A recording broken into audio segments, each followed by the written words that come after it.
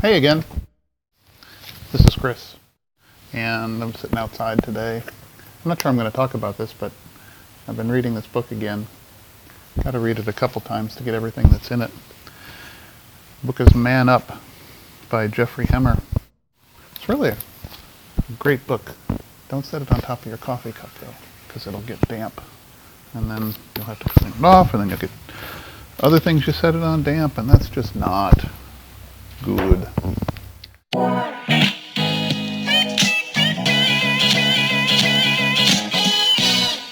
Oh, before we get started, I need to tell you what's in the cup. First of all, here's the cup. This is one of my most favorite cups. This cup, I tip it over and show you what's on the bottom. You can see some writing down there. But the cup is from Asheville, South Carolina, the Biltmore Mansion area, actually. We were there many, many years ago, me and my brothers. Look at her. Oh, she's so funny. We were there just on a vacation and went to the gift shop this is back before it was a big deal. Went to the gift shop right at the gate going in, and I found a couple of mugs, and this is one of them. It's really, really one of my favorites. And you're probably asking yourself, well then, Chris, tell me what's in your mug. Well, today I'm having some of this. This is a Greek coffee. A friend of my wife's brought it back for me when they went to Greece, obviously. And it says on there, if you can read it, premium Greek coffee. So I tried to make some for our son today when he was home for a quick visit from school. And he said it tasted good. It was good. But it also, when I was throwing out the grounds, what I thought were grounds, it kind of looked more like mud. So then I stopped and I was thinking, well, I wonder if that's actually, I mean, it's coffee, obviously, but I wonder if it's more like instant coffee. And I don't know if you can see this, but it's really super fine powder. And I thought, well, maybe it's instant coffee. So I tried to make some. That's what this is. I tried to just dissolve it in hot water. And it tastes good. It tastes really smooth and really good, but it just doesn't stay dissolved. So now I'm thinking, probably what I was thinking originally was right, and that it's really more of an espresso. And I just have to accept the fact that it's going to be mud when it's done brewing. But it's really, really good. If you ever get to Greece and you can pronounce the name, look up this, get some of this really good coffee. So what else am I doing out here on the patio? Well, it's fall. We all know it's fall. Don't have to tell you it's fall. But fall means it's pumpkin bread time. And not just any pumpkin bread, but homemade pumpkin bread. And here, now you should be able to see, homemade pumpkin bread with chocolate in it, chocolate chips in it. That's my secret. I'm only sharing it with you, so don't share it with anybody else. But it's one of the recommendations that my wife made, to add some chocolate chunk chips to the batter. And old story, if you want to hear it. Very first time or two I did it, I was still trying to figure out how to get it to work right. And I forgot to put it in the batter. I'd already poured the batter into the bread pans. I thought, well, I'll just add it later, I'll mix it in. So I dumped it on top and I started poking it down inside. Well,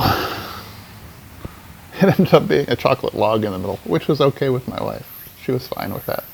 But I've learned better. Now I make sure I mix it in ahead of time. And it spreads out like it's supposed to. And it's very well received, I'll put it that way. I don't want to be too proud of myself for making good pumpkin bread, but I like to carry on the mantle of baking that my grandmother and my mother had, and one of my sisters has. It's just a good thing to do. It's very relaxing. You get to do the chemistry and all that, mixing all that stuff together, and it's just really a lot of fun. So what was I going to talk to you about today? I don't really know. I don't want to just tell you about coffee and bread. Since I'm having some bread, we could talk about the bread of life, Jesus, but I'm not going to talk about that. I think what I want to talk about is the idea of the conscience. If you've never really given much thought to the conscience, particularly to the Christian conscience, it's something to just spend a little time pondering. Read the Bible. The Bible has a couple places, maybe only one that I could find, but maybe more than one, where it talks about what can happen to your conscience. Your conscience can be seared. And you all know what searing is, right? If you do any cooking, cook any steaks or any meats or anything like that, you get the grill really hot. You put the meat on the grill and it sears it. Well, what's that doing? It's putting a hard side to the meat. Now, it does keep the juices in when it comes to cooking. But when it comes to your conscience, the searing is not a good thing. Searing of your conscience is where you stop being tender, stop being soft, stop being troubled. That's really probably the best way to describe it. You stop being troubled by things that you should be troubled by. Now, the truth is that the conscience goes both ways. Everybody has one, but not everybody's functioning properly. Well, what does that mean? Well, that means that if your conscience is not properly, let's use a funny analogy, let's say it's not properly tenderized, then it will start to get hardened to what it shouldn't be hardened to. Right? And it'll be soft, if you will, in a way, to the things it shouldn't be soft to. And that sounds strange, but think about it for a little bit. If what's influencing and training your conscience is the world, the culture, just people that aren't Bible-believing Christians, some of it could be good, but some of it might not be good. In fact, probably a lot of it won't be good. If you're getting your training of your conscience by Hollywood, for instance, or by the wrong books, because you're not reading the books to be discerning, you're reading the books for pure entertainment value, and you're not applying any thought to it, well, some of what's in there is going to be conditioning and training your conscience. Is that what you want? Or do you want your conscience to be properly trained? You don't want it to become calloused. You don't want to start thinking of bad things as being good and good things as being bad. It's kind of an interesting concept. How can we think of good things as being bad? Well, take today's world. The way people think that something that's in the Bible, where God says this is the way it is between a man and a woman, people today, that's a good thing, and people are seeing it as bad. They're seeing it as not open-minded enough. We need to be more open-minded. We don't want that. It's okay to consider other ideas, but you always have to use the right filter. And as a Christian, guess what your filter is? Your filter is this puppy. Not necessarily mine, but it's this. It's the Word of God. This is what will train your conscience.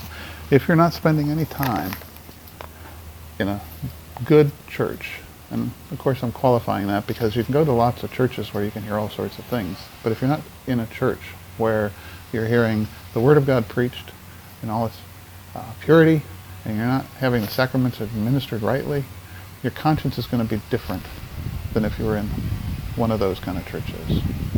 If you're not in a Bible study on a regular basis, if you're not learning from good, solid teachers, there's lots of teachers out there. Believe me, on the internet there are lots and lots of teachers out there. But you can't just randomly go, oh, I'm going to start following that person because they have charisma. You have to follow people based on the fruit of their faith, based on the words that come out of their mouth. If you listen to somebody, check them, check me, check anybody. Pastor Wolfmiller, Pastor Fisk, Pastor Roseborough, any number of these guys. They'll tell you, don't trust me, trust the Word of God. Check everything that's said against the Word of God.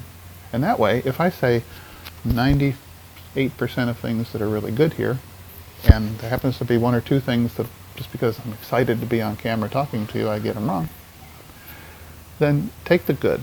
See the good intentions. But if somebody is out there preaching your best life now and giving you a bunch of garbage, sorry, almost to use a different word, why spend the time trying to find the 1 or 2% in the 98% that's bad? Use your discernment. So to train your conscience, let's wrap this up here. You train your conscience, you have to be in the, hearing the Word preached rightly, and you have to be in a good Bible study that's actually studying the Word, not teaching you 12 steps to a better you. That's my word for today. I hope you enjoyed this quick little Café Sola podcast. Trying to keep these short. Join us next time as I sit out on the patio, drink some coffee, and share things with you. And we'll talk to you next time. God's blessings.